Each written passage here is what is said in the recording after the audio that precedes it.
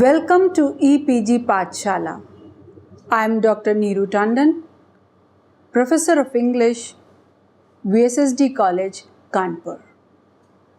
In this paper of English language teaching, known as ELT, we are discussing language skills. In this particular module, I am going to talk about the fourth language skill, that is writing. We all know that the other three skills, L for listening, S for speaking, R for reading, and then W for writing. How important they are to have that particular skill, that is the language skill. Now, what Francis Bacon had said, I will like to quote that, reading maketh a full man, conference a ready man, and writing an exact man. So that is, he has differentiated that how these language skills can benefit you, can shape you or your personality in a proper way. Reading adds perfection to a man's personality, howsoever good you may be. But if you are not a bedridden person, then the problems will be there. You cannot just claim that you are a complete person. So reading maketh you a full man. When you read, your personality is developed. You can claim that yes, I am capable of going or talking to anywhere, or my knowledge is extended. When you conference, when you talk to other people, you get the capability, develop, nurture the capability of being a good speaker. Then finally, to be an exact man, you must have the control over writing skills. So let us talk about writing skills. Writing is the last dominion of second language learning to acquire the mastery. One of the main goals of ESL students is to learn how to produce a well thought out piece of writing. Everybody wants to be a writer. Everybody loves writers. Writers still are being respected in every society. But whenever we talk of communication skills or four great skills in humans, writing and speaking skills, they appear to be fundamental. To master them is especially challenging for English language learners, particularly in the domain of writing. Writing has been identified as one of the most essential skills because the world has become so text-oriented. People will forget what you have spoken, but they will never forget what you have written. So that becomes the part of your personality, the identification mark of your personality, whatever you have written. So what are the objectives of this particular module? That by the end of the module, a student should be aware of what is writing, what is the importance of writing a skill in teaching and learning, the second language, of course, then the different forms of writing and strategies how to improve writing skills. Now, the first step, what is writing? Writing can be said to be the act of forming the symbols. I know A, B, C, D, but how to arrange them to produce the meaningful sentences, that is writing.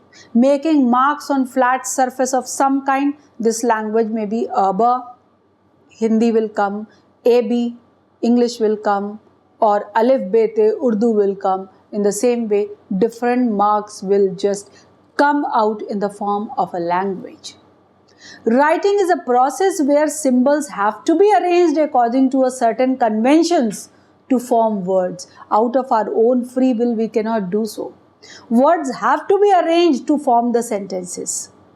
Writing involves encoding of a message of some kind, that if we translate our thoughts into language. Now, if we want to define what is writing skill, we can say that language is a storehouse of knowledge having many dimensions of production and reception, so a standard system is needed to record the language in coded form.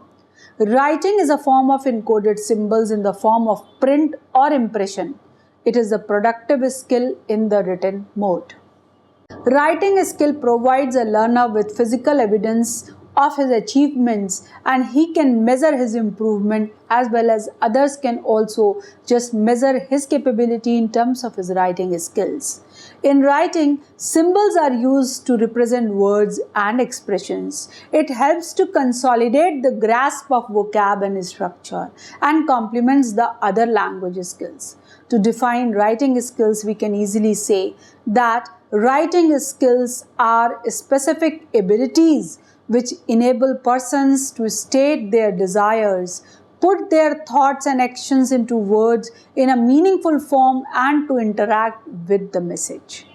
Now, various writers and critics and researchers, they have defined writing and writing skills in their own way. Let us go through some of the definitions given by them. Lado points out, writing is a graphic representation of a language, picture or symbols do not constitute writing unless they form a system representing the units of language, and those patterns can be grasped by the reader. Unquote. Sampson says, writing is a system for representing utterances of a spoken language by means of permanent visible marks. Unquote. Bloomfield observes that writing is not language but merely a way of recording language by means of visible marks. Unquote. So, on the basis of these definitions, we can say that writing skills are really important for our communication. Good writing skills allow you to communicate your message with clarity, with ease, and with comfort. The communication takes place to a far larger audience than face-to-face or telephone conversation. On telephone, you can talk one with 2 or 3 persons. On just face-to-face, you can address an audience of 1,000 people or 100 or more than 1,000 people. But through written communication, you can reach to millions and millions of people, and that too for ages to come.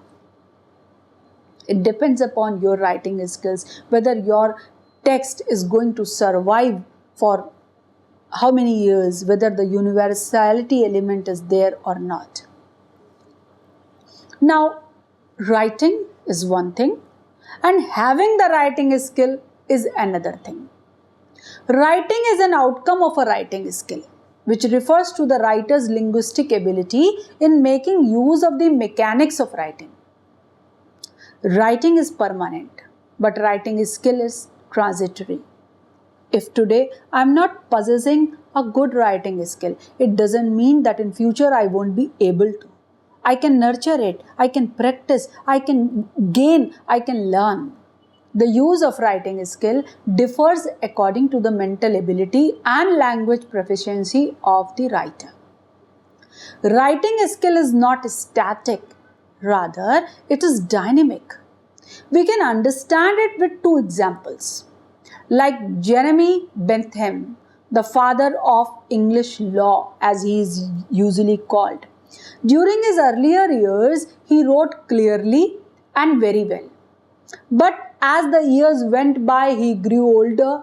He gradually lost his sense of style until his later works became most difficult to read. They became obscure.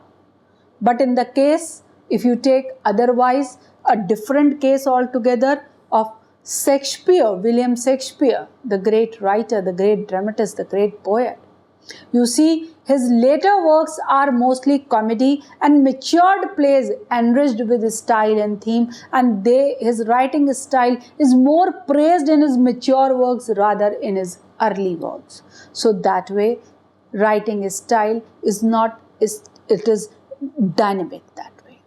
It includes a number of sub-skills also, like it has mechanics.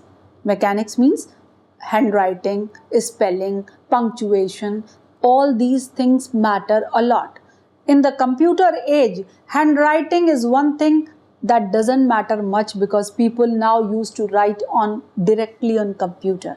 But if you are not writing on computer, you are writing on a paper and using a pen, and your writing is not legible, then what will happen? Howsoever good you may be, but people cannot read you, so it's all useless. So mechanics is important.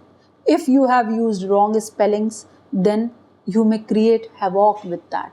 With certain words are there that just the change of one syllable, then the whole meaning changes.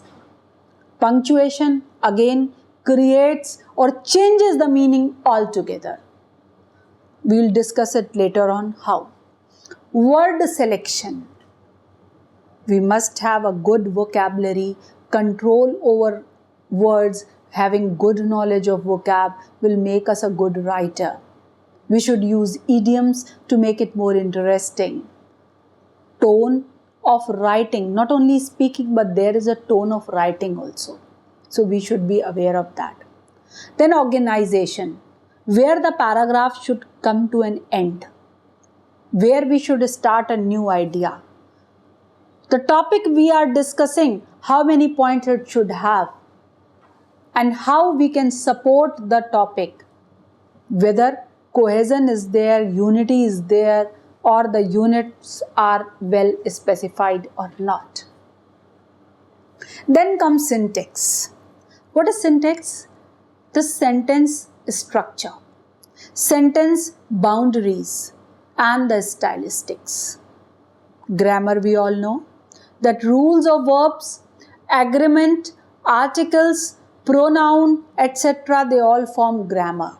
And while writing a good piece of writing, grammatically it should be correct. While speaking, person may take liberty that he is not using proper grammar. If he is just talking in the informal way, that can be tackled. But while writing, because it is in black and white, your grammar should be perfect. Content, how relevant it is, whether it is clear or not. So the clarity and relevance of the content is important. Originality, that plagiarism should not be there. Logic, whether it is logical, it just convinces the other person or not. All these things are important as far as your piece of writing is concerned.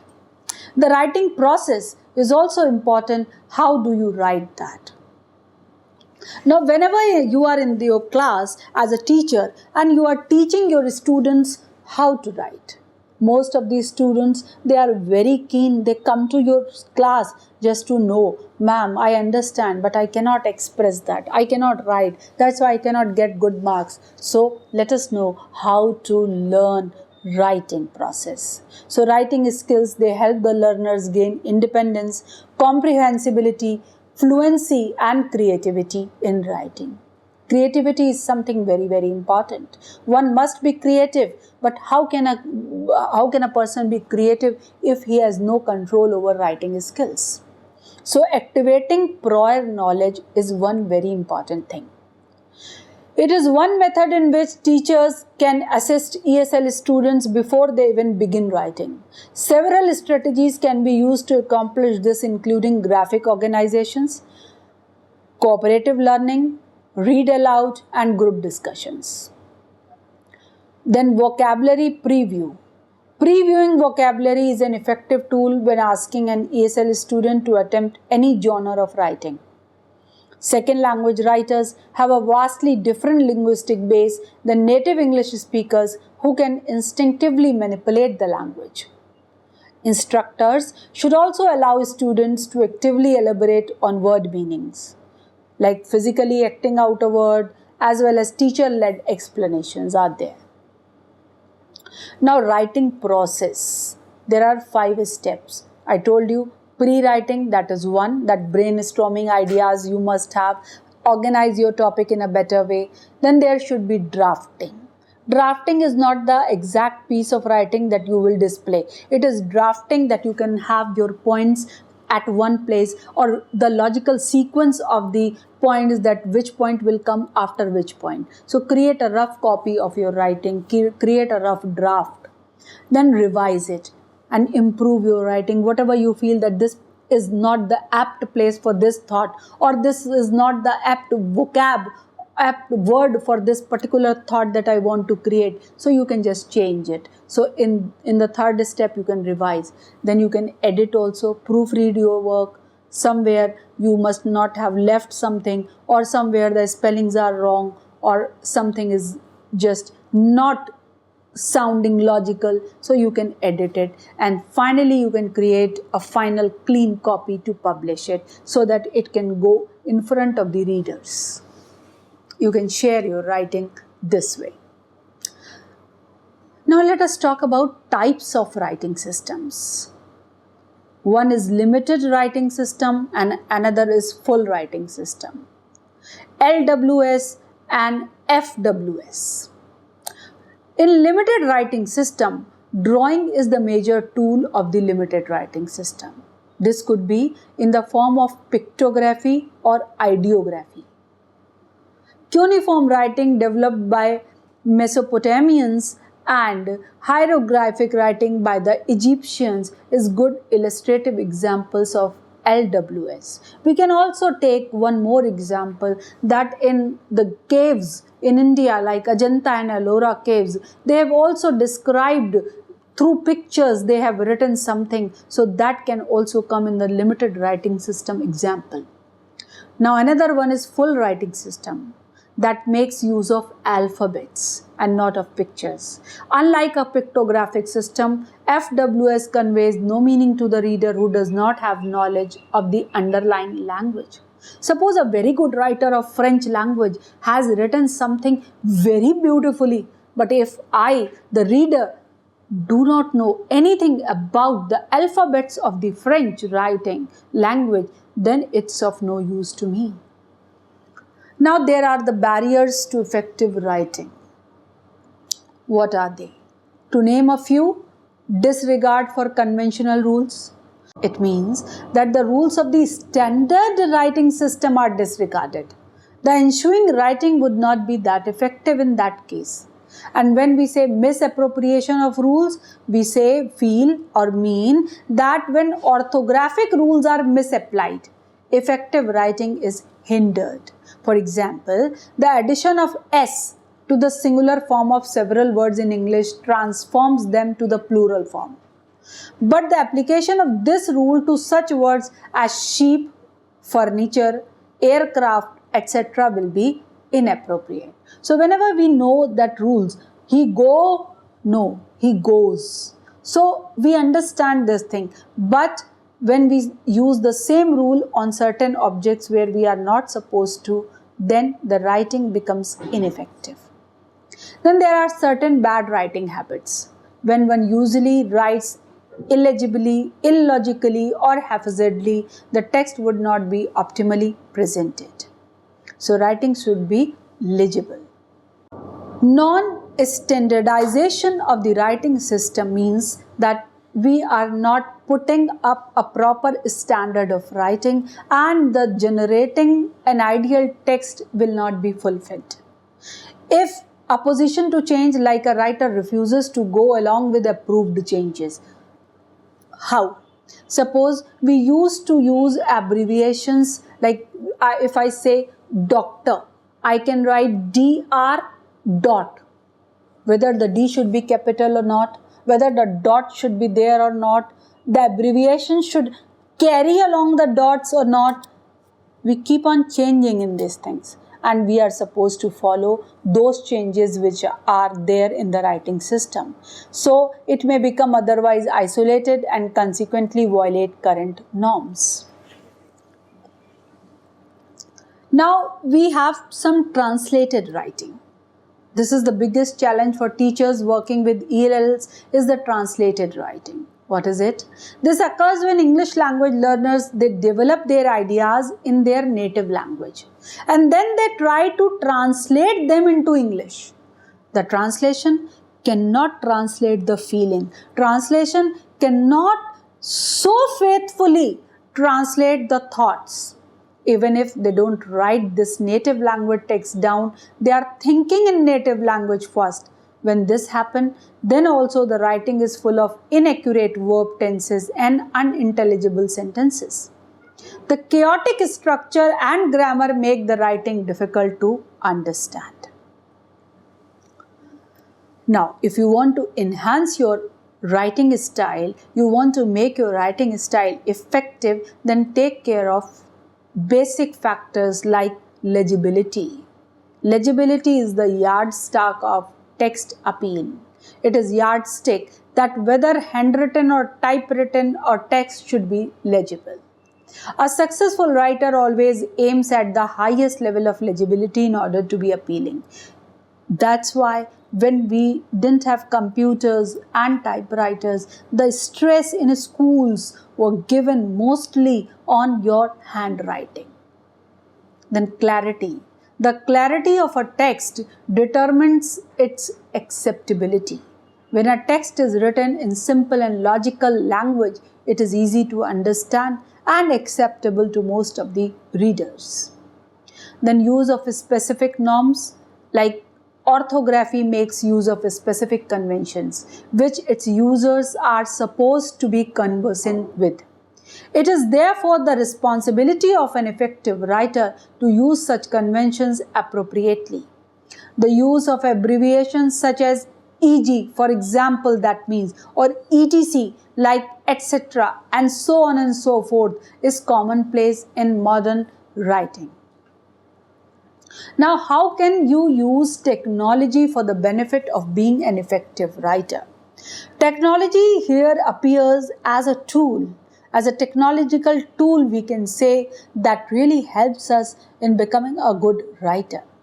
For writing, without having to worry about handwriting or spelling mistakes, we can have just spell check and just write the correct spellings. This technique hones their vocabulary skills because instantly you get the meaning and gives them an opportunity to receive written feedback also. Another method among many is using online discussion. With this approach, students can communicate with one another as well as with the teachers. They can receive peer feedback, they can practice conversational skills, all the while putting complete thoughts together in the form of typed sentences. Peer feedback is one of the most influential methods of becoming a proficient writer of English. Using these technological tools can provide that much needed opportunity. Now, what are the challenges faced by learners who are learning the writing skill? Writing is a conscious, deliberate and planned activity. It is not that by birth you are a good writer. You become conscious, okay, I'm supposed to learn how to write good. Or it's a deliberate effort. Yes, I will learn how to write good. Or it's a planned activity that you join some courses, go there, learn how to be a good writer. A monoliterate is a person who can read and write in one language. And biliterate is a person who can read and write in more than one languages. A literate person in a language can convey his inner speech through written mode. That is to say that one may be literate in one language and illiterate in another language. To become a literate in another language, he must learn the written form of that language. Suppose, for example, I am literate in Hindi because I can read and write both. I am literate in English because equally good I am in speaking, writing and understanding English. But when it comes to French, then what happens? Maybe I can understand a little form of French, just that I can understand the meaning.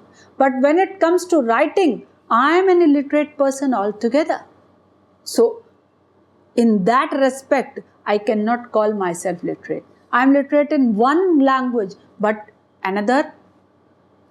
So, one must, in whatsoever language you are dealing with, if you are a second language learner, you must try to be a good writer, learn how to write well in that particular language in order to call a proper literate person in the second language. For learning written mode of second language, in addition to L1, one requires an additional ability and time. For learning writing of L1, one need not learn words and their meaning, but their coherence. One can convert his inner speech into writing without any kind of hindrance if he has literacy skill in L1 to correlate the sounds with graphemes and to sequence the graphemes into words, words into sentences, and cohering the sentences with meaning and ability to organize them in a readable manner. Now, what are the various problems that writers or rather new writers encounter? English language learners have a limited vocabulary. They repeat the same words and phrases again and again. Content is restricted to known vocabulary. They are reluctant to use invented spelling, and content is restricted to the words they know how to spell. Verb tenses are inaccurate. ELLs will usually write in the present tense. The chaotic structure and grammar of a student's composition make their writing difficult to understand. When they try to decorate it, put too many words, too many figure of speeches, then it becomes obscure. When ELLs, they read their writing aloud, they have no sense of what sounds right and what doesn't. They may have little experience with creative writing to bring from their native language. Now, how to start writing? When one plans to write, he should be aware of LSR as well: listening, speaking, and reading. Then he should listen that language first. Try to speak a few words or a few sentences. Then comes reading simple books to understand the pattern and grammar of that very particular language. And then comes the right time for writing. Sentence is the base of an article. So ELLs, they should begin the writing with sentences. For example, translation, sentence pattern exchange, text shortening, and rewriting. First, you can just read a passage and summarize it in your own way. Just see, you have ideas, you know what to write, you know how to write, and then while summarizing, you just develop the habit of putting your thoughts into written form. So it helps to understand the text and write compositions. It can promote the learner's ability to condense and to use the language freely. As far as mechanics of writing are concerned, in the process of writing, mechanics are involved, like ability to shape the letters, that is known as graphics, knowledge of right combination of letters, like spelling, skill of cohering words, like sentences, skill of composing sentences, that is discourse, and control over pronunciation, like stop, semicolon, colon, comma, etc. An English professor wrote the words, I quote, "A woman without her man is nothing" on the chalkboard, and asked his students to punctuate it correctly. All the males in the class, they wrote, "A woman, comma, without her man is nothing." All the females in the class, they wrote, "A woman, colon, without her man is nothing." So this just the change of punctuation changed the whole concept, changed the whole meaning, changed the set of thinking. So this way you must understand punctuation is very, very important. In the same way, how vocabulary is important.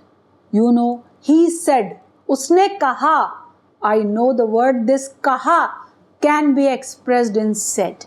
But kya kaha, kab kaha, kaise kaha, who said, why said, at what time, that requires several words for said, like muttered, roared, howled, yelled, whispered, barked. If said in a low voice, we can say whispered. If say in a shouting, if say mumbled, screamed, spluttered, squealed, bellowed, these are all words for said. So where to use which word, unless and until you have control over vocabulary, unless and until you learn that vocabulary, you won't be able to express yourself. Now, cohesion in writing is very, very important. Every good writer must take care very seriously whether this element is there in writing style or not. Cohesion from the Latin word it comes that means sticking together. It is a term in functional grammar that relates to how text like words and sentences, they are held together lexically and grammatically as a whole to give a complete meaning. A text that lacks cohesion will be fragmented. It will be disjointed. It will give not a better sense. The following examples can make it clear to illustrate how important the cohesion or coherence is. Mummy beat Shashwat. Shashwat had come home late. This is a coherent sentence but not cohesive. Why? Because there is a meaning in it but the construction is not that proper. Mummy beat Shashwat because he had come home late.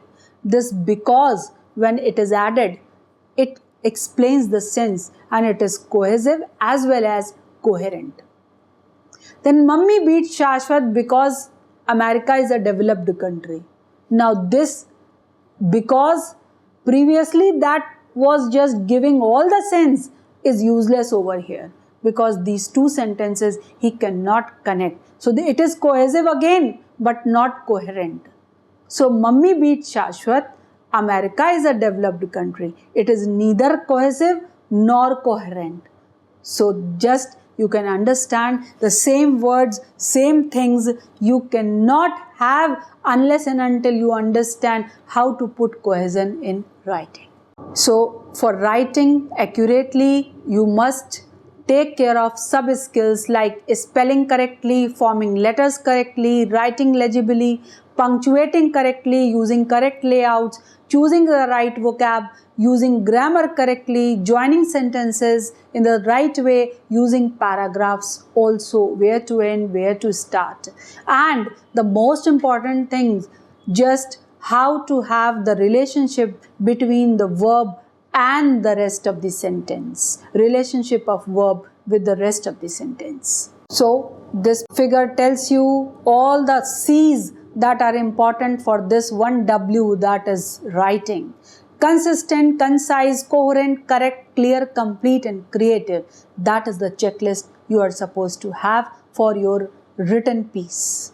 Testing the learner's writing skills and identifying the errors and the mistakes found in writing of the student is the sole criteria for testing it.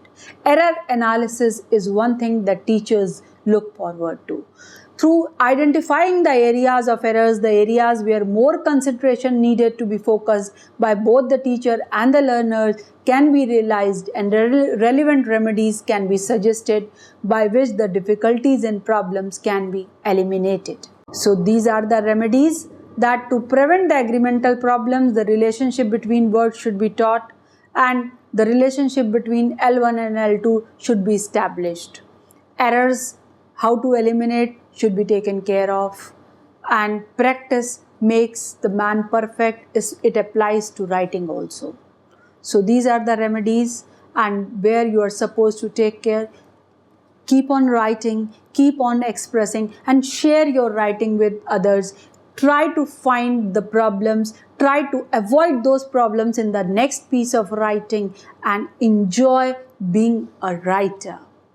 Thank you for visiting EPG Pathshala.